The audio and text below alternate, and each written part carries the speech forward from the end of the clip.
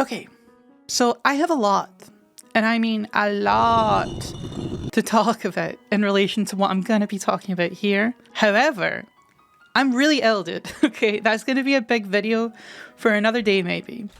Right now, I just want to focus on one thing. I just want to open your mind to the possibility that this old man just presented us with, okay?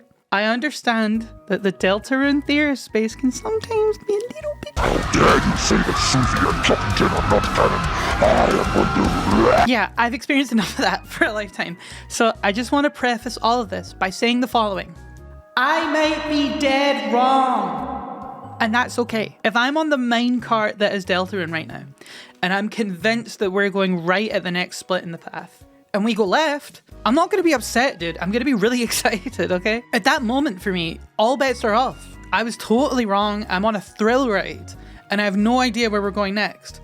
That's amazing. So I implore you, if you have any thoughts yourself by the end of this video, by the end of this video, I'd love to hear them in the comments. But please, be kind, okay? And I will be kind to you. Nothing I'm saying here invalidates any of your own theories either, or makes them any less interesting or cool or fun to explore, because that's all we're really doing here, right? We're looking out over the story landscape we're all heading towards and saying, oh, what if we go here? Wouldn't that be cool? Or I really think we're going here. That feels right to me. All of this to say, I think what I'm going to get into here might upset a lot of people. They might feel betrayed, or perhaps like I'm telling them that an idea that they've grown really attached to wasn't actually real and is invalid in some way. And that's distressing, right? That's going to get a response out of some of you. But I promise you, if you are one of those people, I'm going to do my best to be gentle. And it doesn't really matter what I say here, right? Who the hell am I? So try not to take it to heart, okay? That was a very long-winded intro. Let's get into it.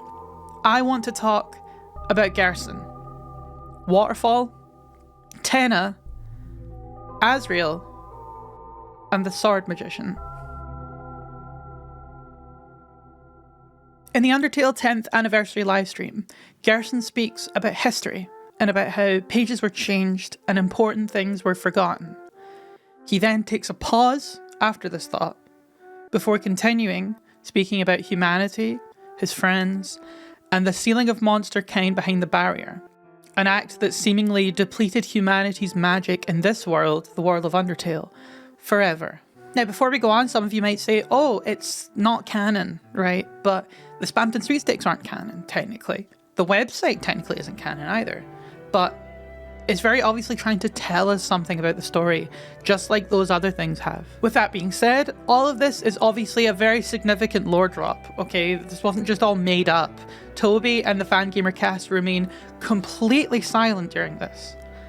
But I want to focus on a particular part in which Gerson speaks about the moment the sealing took place.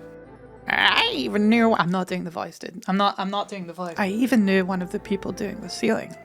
Seeing them in that beautiful magician outfit for the first time. Pause. Magician. It's perhaps a strange word to describe a wielder of genuine magic. Of course, there's Dark Magician and Dark Magician Girl in Yu-Gi-Oh! As very popular examples, but it's at the very least uncommon. It's far more common to describe these people as wizards or mages or whatever. Magician sticks out. And I think that's by design. In Undertale, the word magician appears only twice, as far as I can tell. Once in the pacifist ending to describe the job that magic takes up.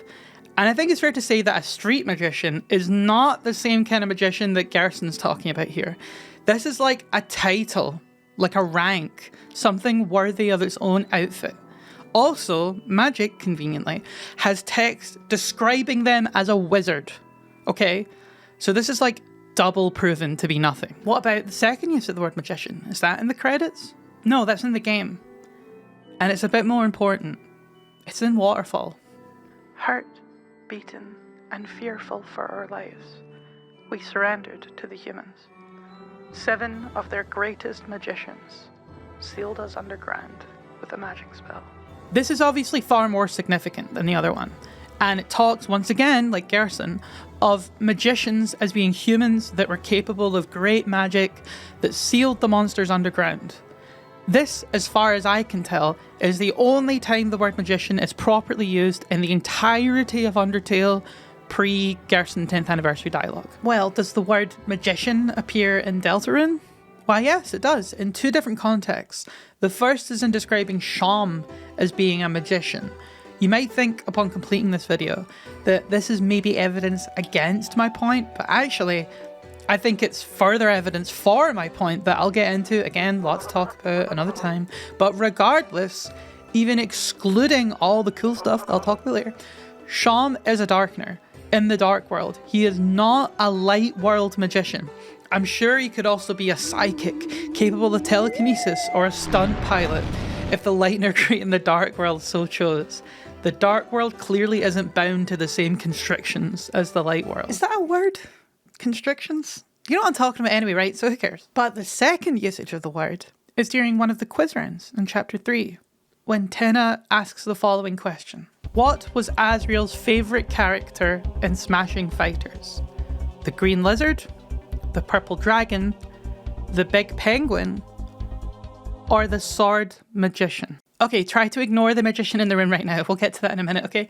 More astute players might assume that the correct answer to this question is the Green Lizard, as Toriel speaks of Asriel's favourite Smashing Fighters character as being the Green Lizard. The answer, Green Lizard, is actually wrong, and selecting it gives us the following dialogue. Chris, don't you remember? He got embarrassed about liking the green dinosaur and switched to being a big fan of the fiery magician girl. Huh, that's interesting, right? But again, ignore the magician in the room, okay? Just for a minute, she can hurt you. Now, a lot of you might be watching this and thinking, I already know about this dialogue. You're not going to tell me anything new now and I'm going to turn off the video. Well, stop.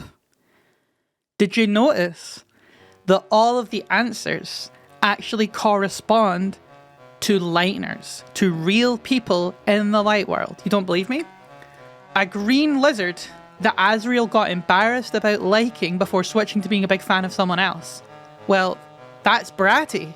Asriel played Truth or Dare and kissed Bratty and was deeply embarrassed about it, probably in part because his mother found out and was seemingly horrified and made him go to church. Notice Tenna says liking the green dinosaur, not meaning, not playing, no words like that. Liking. Like, to like someone. Okay, well that's maybe just a coincidence. What about the purple dragon? Well, that's Susie. Susie's constantly referred to as being purple in the game, is even in her stats screen. And Gerson in chapter 4, when Susie asks what Dragon Blader's character she is, says that she is the dragon. And Susie's starter weapon, the main axe, which is her hairbrush, describes her as being a dragon whelp. Why is this important? Why is Susie on there as an incorrect answer? Because the game is showing us that Susie is not the sword magician, that they are two different things. But again, I have a lot to talk about. That's for another day. Let's not even get into all that shit right now. Okay, you had me for a minute, but Big Penguin? What the hell is the Big Penguin? Who in the Light World is a big penguin? Every character in Hometown is accounted for. We know what creature pretty much all of them are, and nowhere do I see a big penguin. Oh, but there is this one guy. Oh my god, it's a penguin. This whole time it's a penguin. Look at it. It's so obvious now. The beak, the wings, the body. It's a flightless bird, dude. It's a penguin. Okay. So do you notice anything? These three answers are all monsters. We can tell which monster they are. A penguin, a dragon, and a lizard. But the sword magician, there's nothing to distinguish what kind of being this is. Isn't that odd? And hey, it's not just me that's noticed that, right? We've all kind of collectively, subconsciously noticed that. Look up any guess as to which answer corresponds to which Smash Brothers character. And more often than not, you'll see three creatures and someone like Robin to represent the sword magician, a human. Gerson just used the term magician again to describe humans sealing the barrier, and the only other mention of magicians is the waterfall plaque that describes human magicians. And if each of these answers corresponds to a Lightener, who is a girl that Asriel switched to being a big fan of, that wields a sword. December Holiday is the sword magician. December holiday is the roaring night. December holiday is a human. And if you want to see how deep this rabbit hole truly goes, well, get yourself some gingerbread and stick around for the next video.